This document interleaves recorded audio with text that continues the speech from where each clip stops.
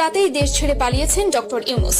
ক্ষমতা এখন সেনাবাহিনীর হাতে। বাংলাদেশের মাটিতে নেই মোহাম্মদ ইউনূস। আমার বিরুদ্ধে মার্ডার কেস দেওয়া হয়েছে এবং ওয়ারেন্ট ইস্যু করা হয়েছে। যখন আমি শুনলাম যে মার্ডার কেস দেওয়া হয়েছে এবং ওয়ারেন্ট ইস্যু করা হয়েছে, তাহলে আমার যে রাজনৈতিক সরকার তো আসলো একই রকম লোভী, একই রকম দুর্নীতিগ্রস্ত, একই রকম মিথ্যাবাদী, একই রকম এবং রাজনৈতিক সরকার অন্তত জিনিসপত্র ম্যানেজ করতে পারতো, law and order situation manage করতে পারতো, সাধারণ মানুষের জীবনযাত্রা আজকে যে নাভিশ্বাস হচ্ছে সেটা হতো না। এর মধ্যে শুনলাম পতনের আগ মুহূর্ত পর্যন্ত আওয়ামী লীগ নেতাদের নানা মন্তব্য কেবল আন্দোলনে আগুনে ঘি ঢেলেছিল। আন্দোলনকারীদের উদ্দেশ্য করে সবচেয়ে বেশি কথা বলেছিলেন আওয়ামী লীগের সাধারণ সম্পাদক ওবায়দুল কাদের। যতদিন যাচ্ছে বাংলাদেশের পরিস্থিতি অত্যন্ত জটিল জায়গায় পৌঁছচ্ছে এবং দেশে রয়েছে একটি অনির্বাচিত সরকার। সেখানে পরিস্থিতি তৈরি হওয়াটাই স্বাভাবিক বলছে ওয়াকিবহাল মহল। এদিকে বাংলাদেশের অন্তর্বর্তীকালীন সরকারের তরফে বলা হয়েছে 4 থেকে 5 দিনের মধ্যে নির্বাচনের দিনক্ষণ ঘোষণা করা হবে। তবে অনেকে বলছে এটা মোহাম্মদ ইউনূসের কৌশল, তিনি কোনো মতেই নির্বাচন দেবেন না। এখন একটার পর এক কেলেঙ্কারির খবর বের হয়ে আসছে। এই যে রিমান্ডে নিয়ে যদি ঠিক মতন এদেরকে জিজ্ঞাসাবাদ করা হয় তাহলে অনেক কিছু বের হবে। কিছুই বেরোচ্ছে না তা না। এই যে 2.25 কোটি টাকার চেক নিচ্ছে সাবেক এমপির কাছ থেকে, 4টা চেক। সেই চেকগুলো আবার ভাঙাইতেও পারে না, তাদেরকে নিয়ে আবার খেলছে। কারণ যারা খেলছে এরাও হচ্ছে করা। মূলত অন্যতম একটা উদ্দেশ্য হচ্ছে সাদেক কায়েমদের থেকে কিছু একটা পাওয়া। কি পাওয়া?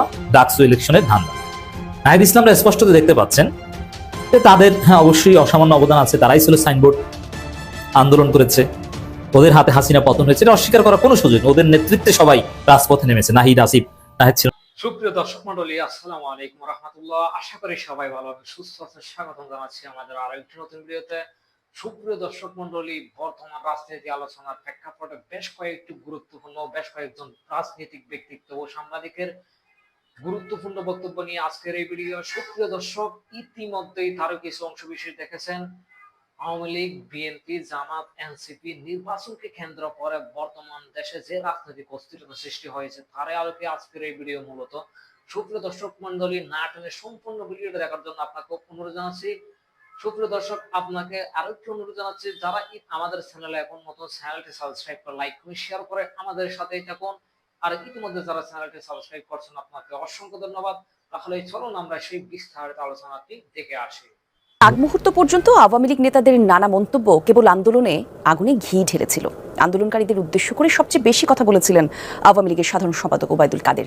15 জুলাই আন্দোলনকারীদের জবাব দিতে ছাত্রলীগই যথেষ্ট, এমন মন্তব্যের পর মারমুখী অবস্থানে যায় সংগঠনটির নেতারা। বাড়ে সহিংসতা, পুলিশের গুলিতে নিহতদের বিষয়ে প্রেসিডিয়াম সদস্য জাহাঙ্গীর কবির নানক বলেন, হত্যার দায় নিতে হবে শিক্ষার্থীদের। এতে আরও ফুঁসে ওঠে বিক্ষোভকারীরা। এর আগে শিক্ষার্থীদের রাজাকার ট্যাগিং দিয়ে শেখ হাসিনার যে বক্তব্য, তাতেই রচিত হয় দলবদল নিয়ে পলায়নের পথ। রোজকার সাধারণ খাবার এখন হবে অসাধারণ। প্রাণ স্বাদের মশলা, স্বাদ বাড়ায়, ঘ্রাণ ছড়ায়। কোটা সংস্কার আন্দোলন তখন দানা বেঁধে উঠছে। রাজপথে থমকে আছে অধিকার আদায়ের মিছিল।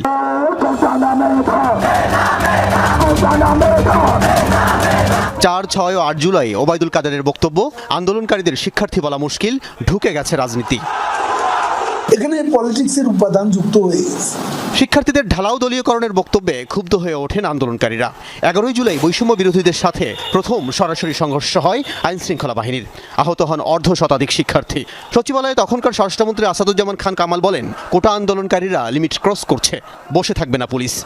একটা লিমিট বোধহয় থাকে, তারা বোধহয় এগুলি ক্রস করে যাচ্ছে। তার এমন বক্তব্যের পরেই পুলিশ হয়ে ওঠে আরও মারমুখী। তখন বুকে পিঠে পতাকা নিয়ে রাজপথে শিক্ষার্থী হাজারে হাজার।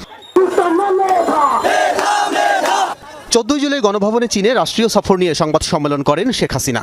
সেদিনই জুলাই আন্দোলনের সময়ে সবচেয়ে আত্মঘাতী বক্তব্য দেন এই আওয়ামী লীগ সভানেত্রী।